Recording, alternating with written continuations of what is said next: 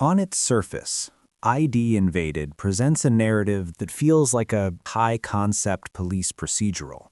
We are introduced to a world where killing intent can be physically detected, harvested, and transformed into a digital landscape, an ID well. Within these fragmented, surreal dreamscapes, a brilliant but broken detective named Sakaido must solve the mystery of a murder to help the police in the real world find a killer. If you go into this series expecting a standard mystery of the week or a sleek sci-fi thriller, you'll find those elements present. But as the story unfolds, it becomes clear that the series is doing something far more ambitious. It isn't just using these mental worlds as a gimmick to catch criminals. It's using them to dismantle the very idea of what it means to be a hero, a victim, and a human being. And the way it does this, quietly, almost patiently, is precisely what makes it so worth talking about.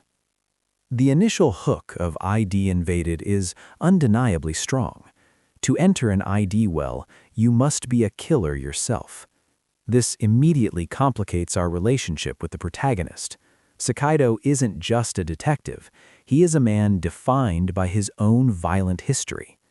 That single rule, that eligibility requires blood on your hands, is the series' first and most devastating thesis statement. It tells you, before a single mystery is solved, that the line between investigator and subject is thinner than we'd like to believe.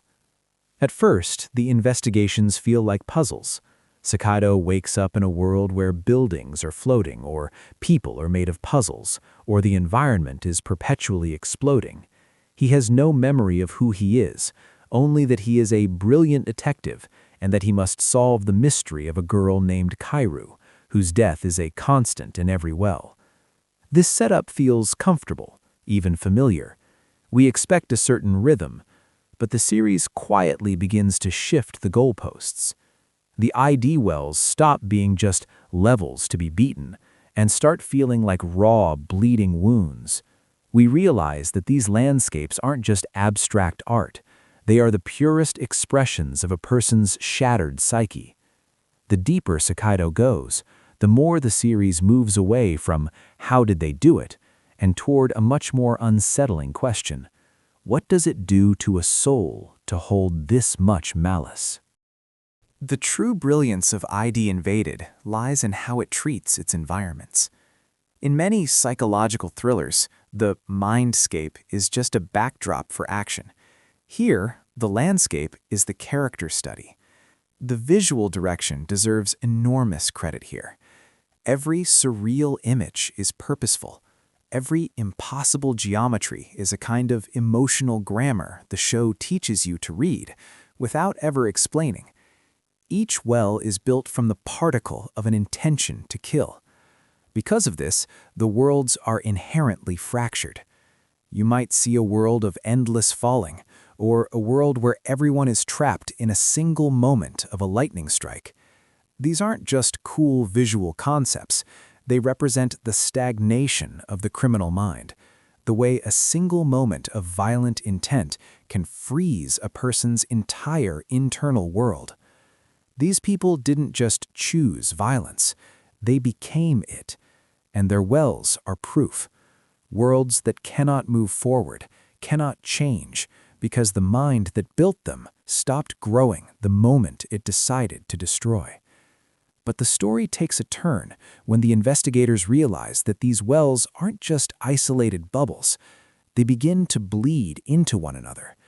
The emotional chaos of the criminal starts to mirror the emotional chaos of the detectives.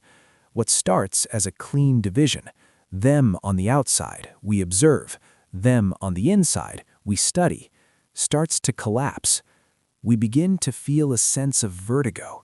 Not because of the floating islands, but because the show stops providing a safe distance between the sane observers and the insane subjects. The glass between the analyst and the specimen quietly dissolves, and by the time you notice it's gone, you're already on the wrong side. As the narrative progresses, the focus shifts from the mechanics of the technology to the weight of the burden it places on the people using it. ID Invaded asks a haunting question. Can you truly understand a monster without becoming one? Sakaido's effectiveness as a detective comes from his empathy, but it is a dangerous, sharpened kind of empathy. He doesn't just find clues, he feels the logic of the killer. He inhabits their trauma, and each time he does, he leaves something of himself behind in that well, something he can't name, can't recover, and perhaps wouldn't recognize even if he could. The series highlights the blurred moral boundaries of the Kura, the organization running these operations. They are using the remnants of tragedy to prevent more tragedy, but the process is inherently voyeuristic and soul-eroding. The institution functions like a machine that runs on grief, and nobody inside it has the luxury of asking whether the machine should exist at all. The investigators carry a quiet, heavy exhaustion. There is a recurring sense that by diving into these wells, they are losing pieces of themselves in the digital silt. It's a reflection on the nature of justice. If we have to use the tools of the broken to fix the world, are we actually fixing anything, or are we just spreading the cracks? What makes ID Invaded truly special is how it rewards the patient viewer. About halfway through, the show undergoes a metamorphosis. The case of the week structure falls away, revealing a much larger, interconnected web of grief and manipulation. If the first half built the architecture of this world, the second half sets it on fire. And the light it casts reframes everything you thought you understood. The revelations in the latter half of the series don't just add more plot, they force you to recontextualize everything you saw in the beginning. Characters who seemed like side notes become central to the emotional core. The mystery of John Walker, the mysterious figure appearing in multiple wells, becomes less about a name and more about the systemic nature of evil. He stops feeling like a villain and starts feeling like a symptom, a name given to something much larger and much older. The idea that cruelty, given enough time and the right conditions, can organize itself. The story moves from a clinical investigation into a deeply personal odyssey. It explores the idea of memory as both a prison and a sanctuary. We see characters forced to confront their own wells, the parts of their past they've tried to compartmentalize, and the results are often devastatingly human. ID Invaded is a rare series that manages to be intellectually dense without being cold. It starts as a clever sci-fi mystery and ends as a profound meditation on the scars we leave on each other.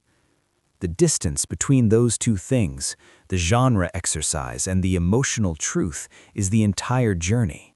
And it is one worth taking slowly. It's an anime that is easy to underestimate because it doesn't shout about its complexity. It doesn't rely on grand philosophical monologues to prove it's smart. Instead, it lets the sadness and the strangeness of its world seep gradually. By the time you reach the final episodes, you realize you aren't just watching a show about catching killers. You're watching a story about the fragile architecture of human identity, how easily it breaks, and how desperately we try to piece it back together. It is an ambitious, emotionally layered journey that deserves a place among the best psychological stories the medium has to offer.